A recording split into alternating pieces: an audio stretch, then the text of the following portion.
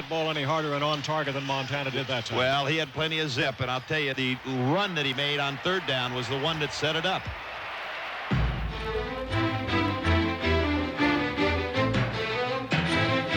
The balance of the game swung back to the Dolphins when Coach Don Shula instructed Marino to employ a no-huddle, hurry-up pass offense.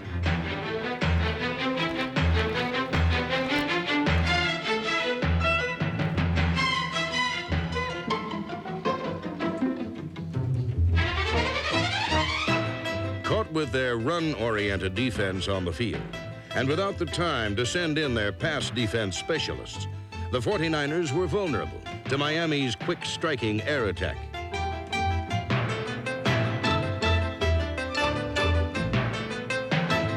No huddle offense. They come up the line of scrimmage quickly again. San Francisco cannot adjust its defense.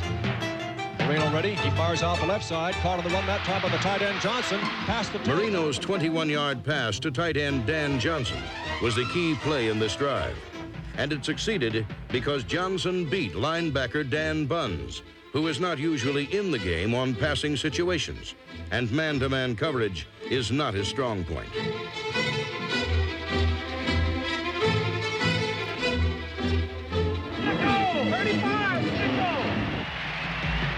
Marino rolls to his right, flips from the corner of the end zone, complete to Dan Johnson for a touchdown. Just bing, bing, bing down the field in that 2-minute offense.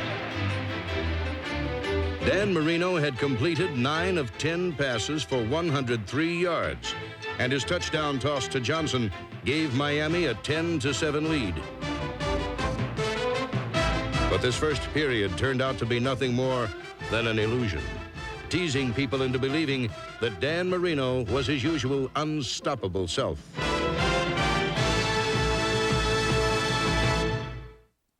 Turns on a single play, but rather on the accumulated results of force, finesse, and brains. In a record-setting scoring spree in the second quarter, the 49ers unleashed all of these elements in a hurricane of 21 points. It's caught there by Craig, gets it and goes in for a touchdown. Roger Craig taking the pass from Joe Montana. Good for the score, and the Niners are back on top. Get it in, Joe! Montana drops back, short drop, fakes once. He's going to run it himself. He's into the end zone. Touchdown, 49ers!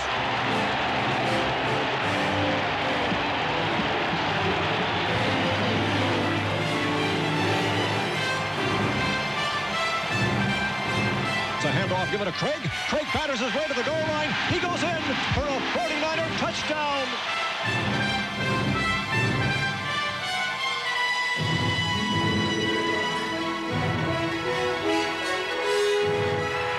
It's an 18-point deficit with the 49ers out in front by a score of 28-10, and the Dolphins being pushed all over the place.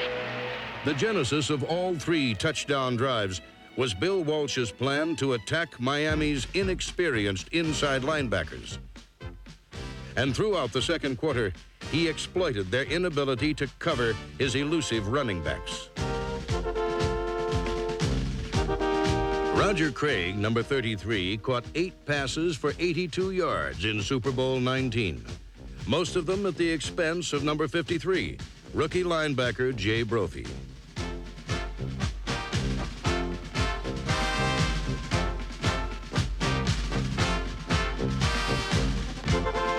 Montana also had success throwing to his tight end Russ Francis. When the linebackers followed a play fake to the outside, Francis, number 81, cut against the flow toward the inside and became an open target in the middle.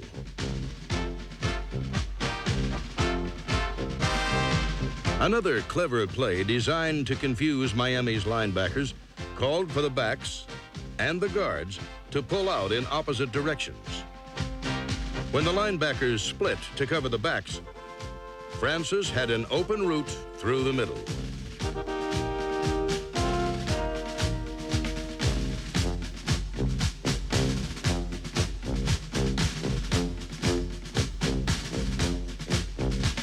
The Dolphin linebackers became so pass-conscious, heading downfield with their backs to the scrimmage line, that they often neglected Montana's ability to run, and his 59 yards rushing was the most ever for a quarterback in a Super Bowl.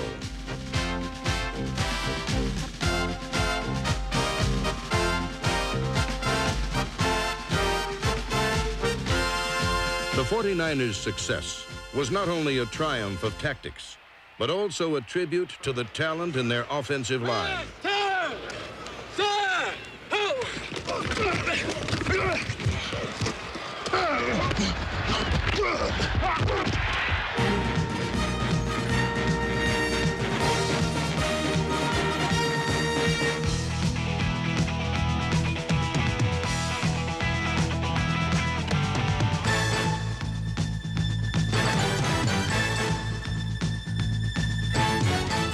The texture of San Francisco's dominance was clearly woven into the intricate mayhem of line play.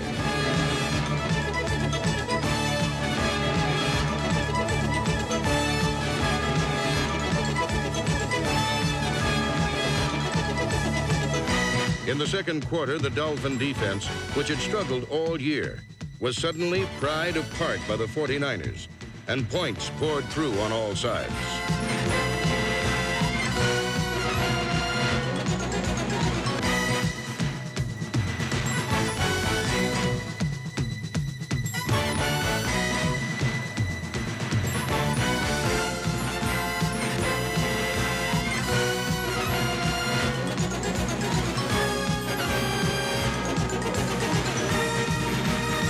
The 49ers were equally impressive on defense because Bill Walsh had rearranged his personnel and completely disarmed Miami's explosive attack. He shifted to 6 defensive backs with 1 linebacker, Keena Turner, and 4 down linemen. Since the 4-man front is often vulnerable to the run, the Dolphins immediately explored this possibility. But the 49er linemen were penetrating too quickly. Gary Johnson, number 97, and Fred Dean, number 74, crushed the weak Dolphin running game with quickness.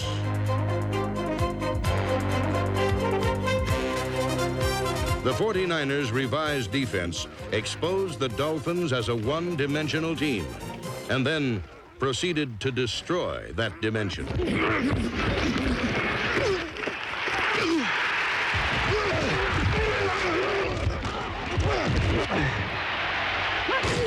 Their relentless pass rush did not dull Marino's determination, but did limit his effectiveness and caused him to play below the level of skill with which he led Miami to the AFC Championship. In the first 13 minutes of the second quarter, while the 49ers were scoring 21 points, the most prolific single-season passer in NFL history completed only 1 of 6 passes. Marino has to get something started, or it might be the biggest blowout in Super Bowl history. But I think that maybe that pass rush is starting to put some heat on Marino and forcing him to do just a little bit of what he didn't want to do, throw quicker than he would like. Oh, we got to give him a little bit more time. We got to give him another half a second, huh? All right. The Dolphins had started the game with a bolt of offensive lightning, but they were ending the first half in a drizzle of dreary incompletions.